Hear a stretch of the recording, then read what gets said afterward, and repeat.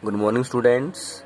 This is History, Class 8, Chapter 4, Tribals, Decus, and the Vision of a Golden Age. And this is going to be our third class on this chapter.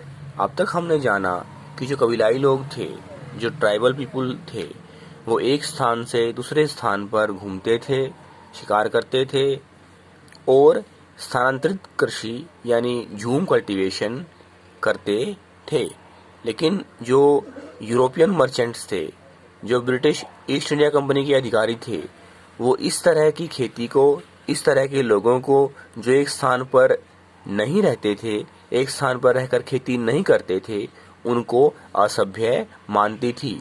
उदाहरण के लिए गोंड्स और संथाल जो कबीलाई लोग थे, वो एक स्थान पर रहते थे और खेती करते थे, उनको वो बेहतर समझते थे। उनको बेहतर समझने का कारण ये था कि इस तरह से जो लोग एक स्थान पर रहते हैं, खेती करते हैं, उन पर शासन करना अंग्रेजों के लिए आसान था। इसके अलावा जिन कबीलाई लोगों ने सबसे पहले जंगलों में जमीन साफ की और खेती करनी शुरू कर दी, वो उस जमीन के मालिक बन गए, और जिन्होंने बाद में ऐसा किया, वो काश्तकार या टेनेंट बन गए। इस तरह कबीलाई लोगों में भी मालिक और टेनेंट या फॉलोअर थे।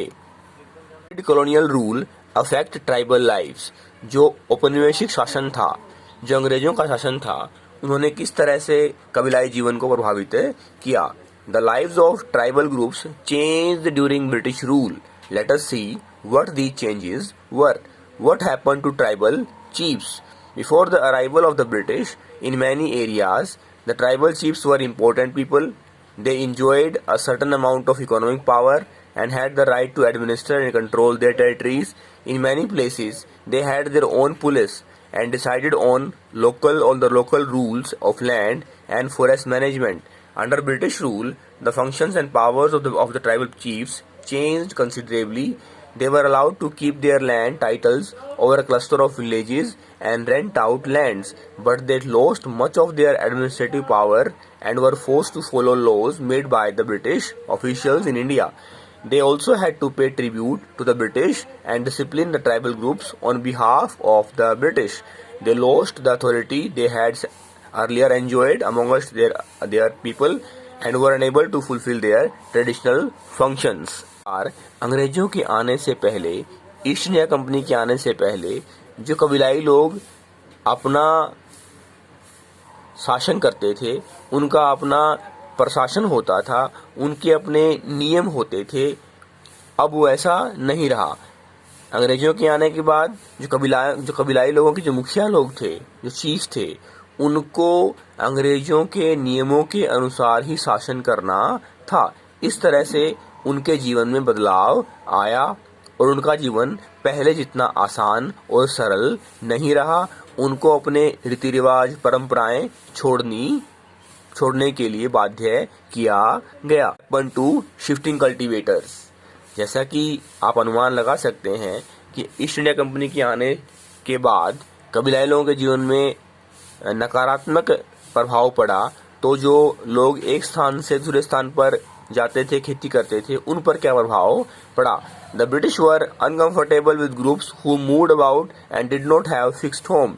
They wanted tribal groups to settle down and become peasant cultivators. Settled peasants were easier to control and administer than people who were always on the move.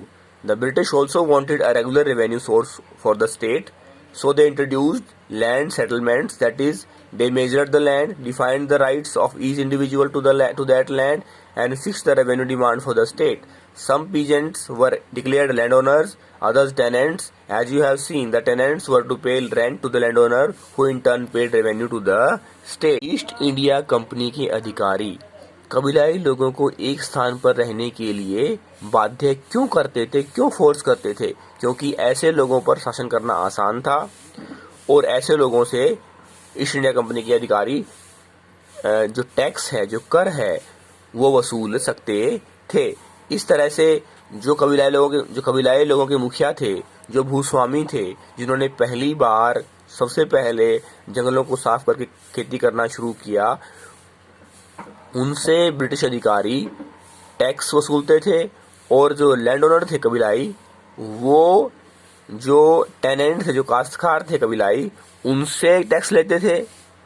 इस तरह से ईस्ट इंडिया कंपनी कबीलाई लोगों से, land owner के माध्यम से, भूस्वामियों के माध्यम से टैक्स वसूलती थी। Effort to settle Jhum cultivators was not very successful. Settled plows cultivation is not easy in areas where water is scarce and the soil is dry. In fact, Jhum cultivators also who took to plow cultivation often suffered since their fields did not produce good yields. So the Jhum cultivators in the northeast India insisted on continuing with their traditional practice. Facing widespread protests, the British had to ultimately allow them the right to carry on shifting cultivation in some areas of the forest. वह स्थान जहाँ पर पानी की कमी है, जहाँ की भूमि शुष्क है, वहाँ पर अगर आप एक स्थान पर रहकर खेती करेंगे तो आपको ज़्यादा पैदावार मिलने की संभावनाएं कम हो जाती हैं। हालांकि शुरू में तो ईस्ट इंडिया कंपनी के अधिकारियों ने कबीलाई लोगों को एक स्थान पर काम करने के लिए बाध्य किया, उन पर दबाव डाला, लेकिन जब उन्होंने ये पाया कि ये मुनाफे का सौदा नहीं है तो उन्होंने कबीलाई लोगों को स्थानांतरित कृषि यानी झूम कल्टीवेशन यानी शिफ्टिंग कल्टीवेशन करने के लिए परमिशन दे दी। भारत में, उत्तरी पूर्वी भारत में झूम कल्टीवेशन होती है। Laws and their impact. The life of tribal groups, as you have seen, was directly connected to the forest. So changes in forest laws had a considerable effect on the tribal lives. The British extended their control over all forests and declared that forests were their state property. Some forests were classified as reserved forests for they produced timber which the British wanted. In these forests, people were not allowed to move freely, practice jhum cultivation, collect fruits or hunt animals. However, jhum cultivators to survive in such a situation, many were therefore forced to move to other areas in search of work and livelihood. But once the British stopped the tribal people from living inside forests, they faced a problem. From where would the forest department get its labor to cut trees for railway sleepers and to transport logs? Colonial officials came up with a solution. They decided that they would give jhum cultivators small patches of land in the forest and allow them to cultivate these on the condition that those who lived in the villages would have to provide labor to the forest department and look after the forest. So in many regions, the forest department established forest villages to rescue a regular supply of cheap labor. हम ये अनुमान लगा सकते हैं कि कबीलाई लोगों का जीवन जंगलों पर किस तरह से आधारित था। वो जंगलों में शिकार करते थे, फल फूल इकट्ठा करते थे, झूम कल्टीवेशन करते थे, उनकी परंपराएं थी, उनके रीति रिवाज थे।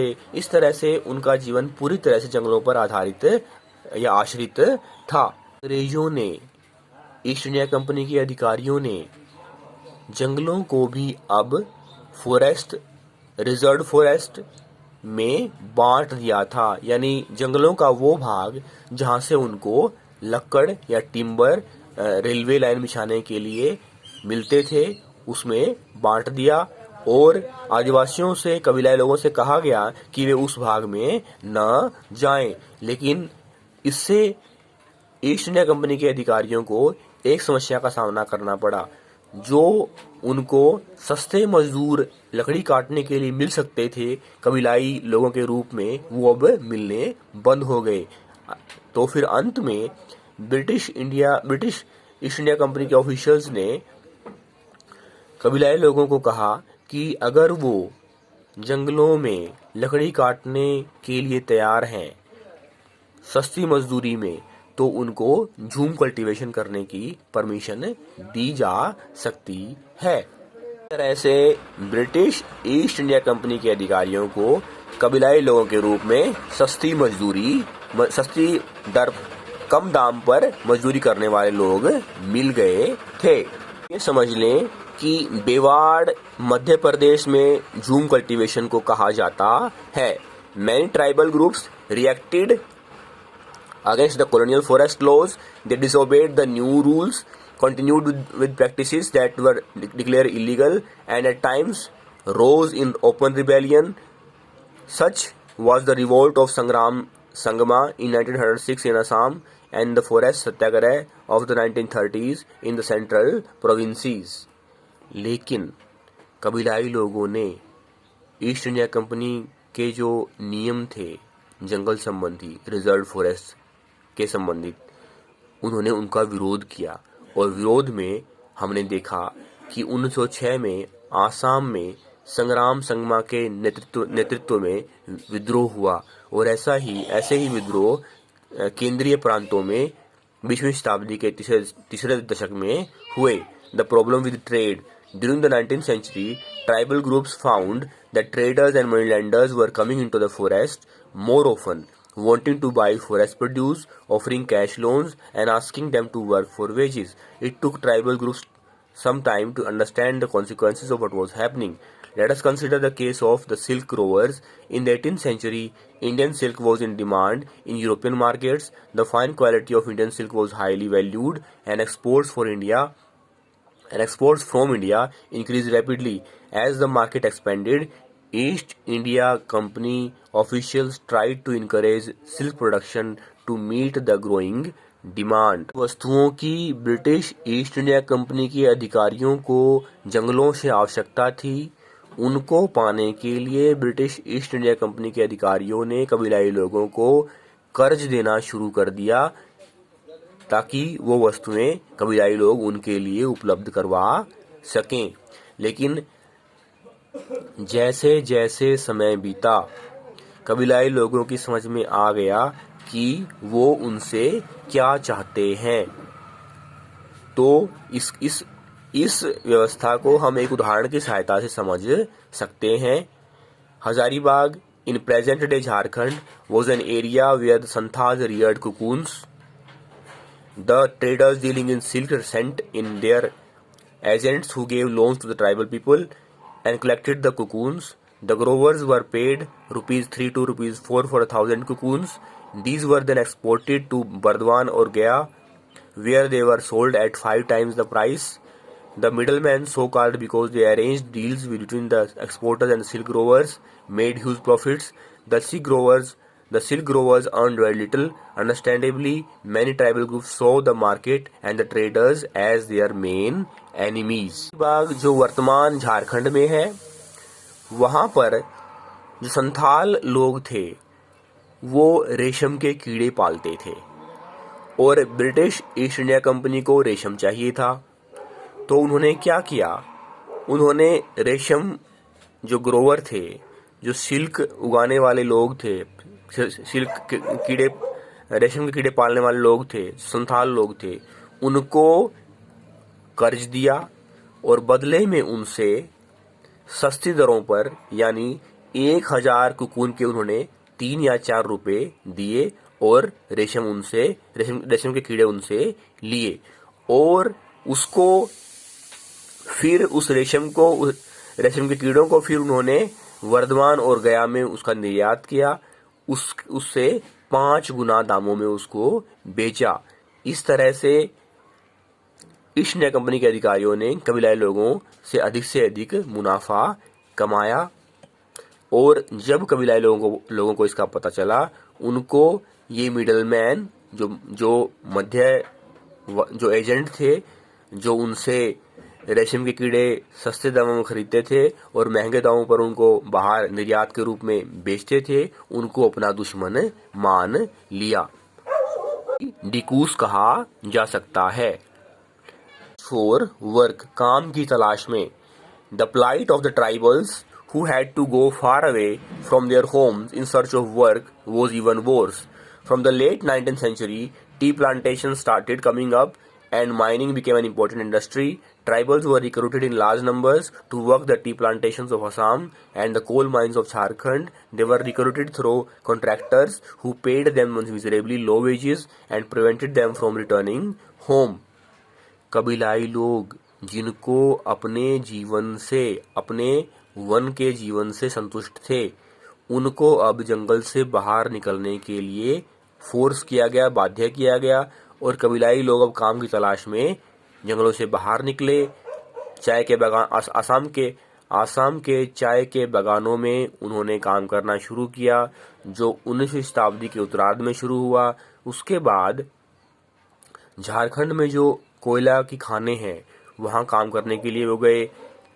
अंत में हम यही कहेंगे कि जो कबीलाई जीवन है, जो कबीलाई लोग हैं, उनको कम दाम पर उनसे अधिक काम लिया जाता था, और उनको उनके घर वापस जाने के लिए भी रोका जाता था।